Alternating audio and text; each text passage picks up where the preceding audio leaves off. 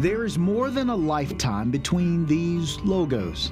One from today that represents Hanes Brands Incorporated's Hanes line, and this one representing P.H. Hanes Knitting Company just as they started selling underwear under their own name in 1914.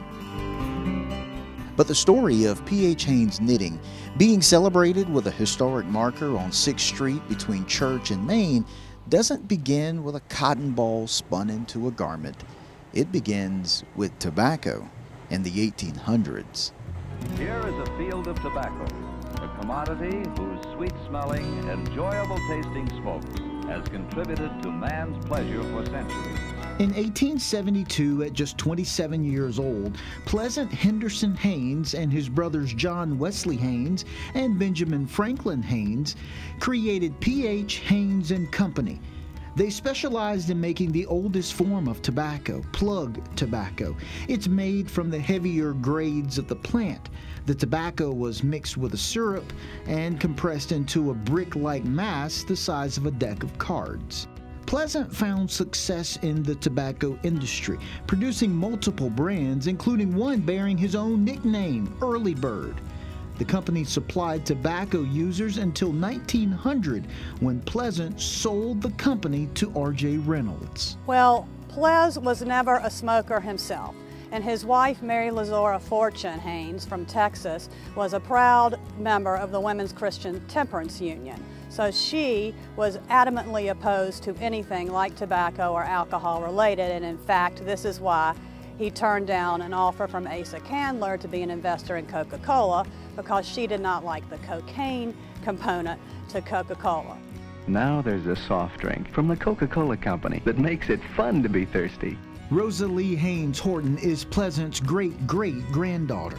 So they sat and ruminated and decided upon the underwear business as something that people use every day and that wasn't going to hurt them, but in fact help them in daily life. Pleasant Henderson Hanes prepared for the new venture's present and future by sending his 21-year-old son, P. Huber Hanes, off to work in a textile mill in Mayodan. His job was to learn all he could about the business. And in 1902, Pleasant and his sons created P.H. Hanes Knitting with 50 sewing machines and 12 knitting machines in a building at 6th and Church Streets in downtown Winston-Salem. It went from a partnership to being incorporated in just a year. They had 150 workers and were steadily growing, satisfying men and boys' need for heavyweight knit shirts and underwear for the winter.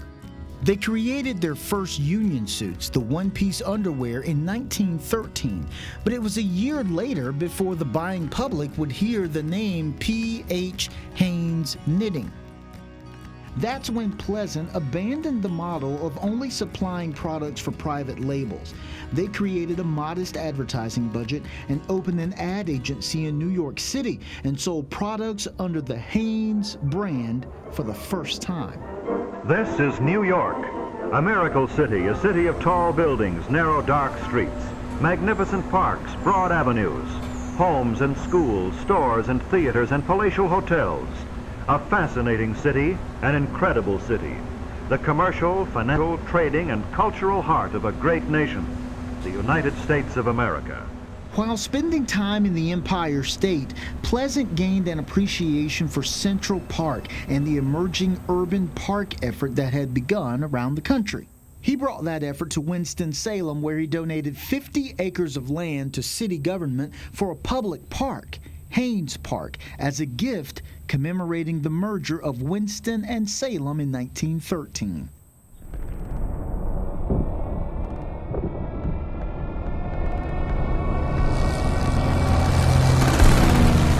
From 1916 to 1918, the Hanes brand became a significant contributor to the World War I effort in supplying underwear for the U.S. government.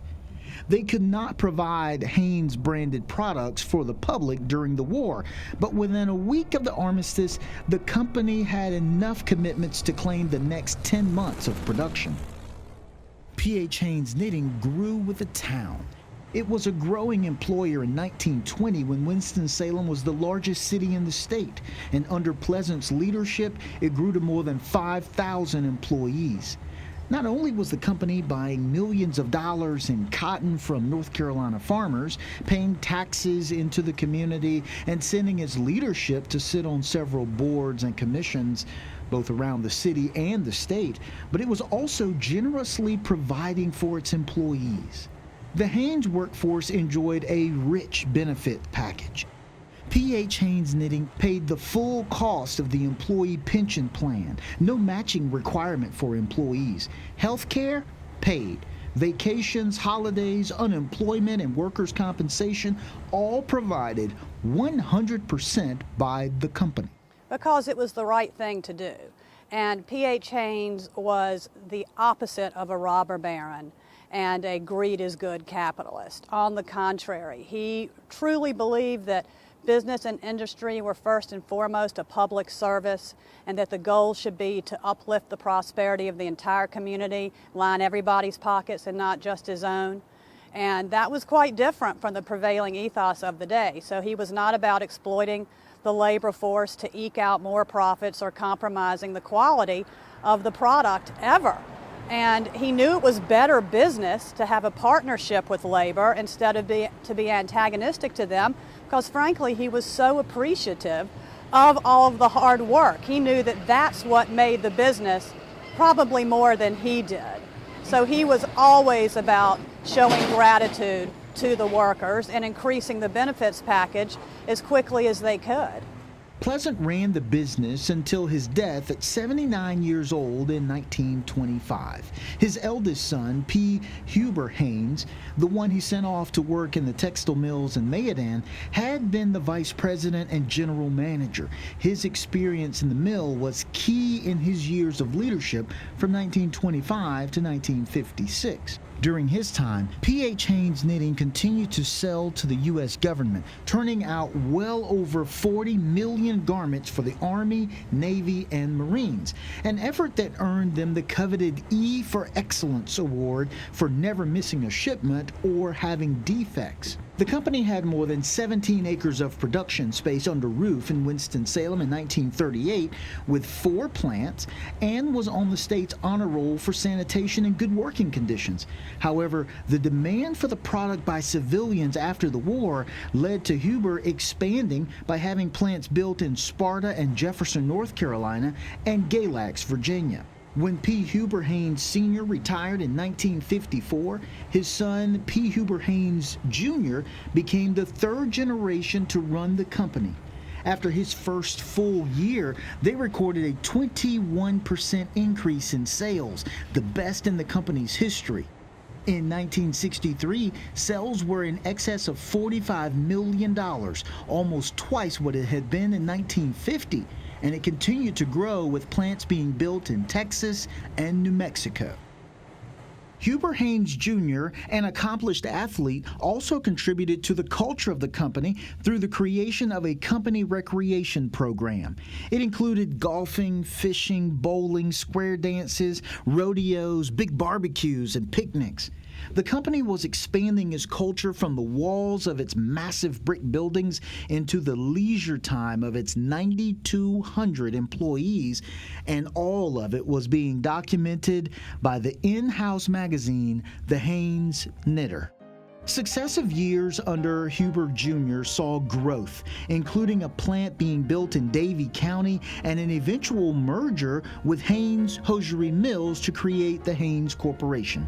Rosalie is pleased with seeing the story captured in the marker. The 3 generations of Haynes men who ran the business ran it with an open hand and not an iron fist. And that's a legacy that the community can be proud of civic and industrial largesse, and we are too. So we're glad that a little bit of the story is now being told. Historic markers tell the story of how a piece of property was once used and its impact. This one on 6th Street between Main and Church Streets stands where almost 120 years ago you could likely smell tobacco in the air, see men and women emerging from the brick buildings with cotton dust in their hair, making a product that was needed then and now all over the world. And still today, if you see this marker, you can look up and see the remaining portion of one of the smokestacks of P.H. Haynes Knitting Company, or a converted factory building, now apartments, still sporting the H for Haynes. For the city of Winston-Salem, I'm Ed McNeil.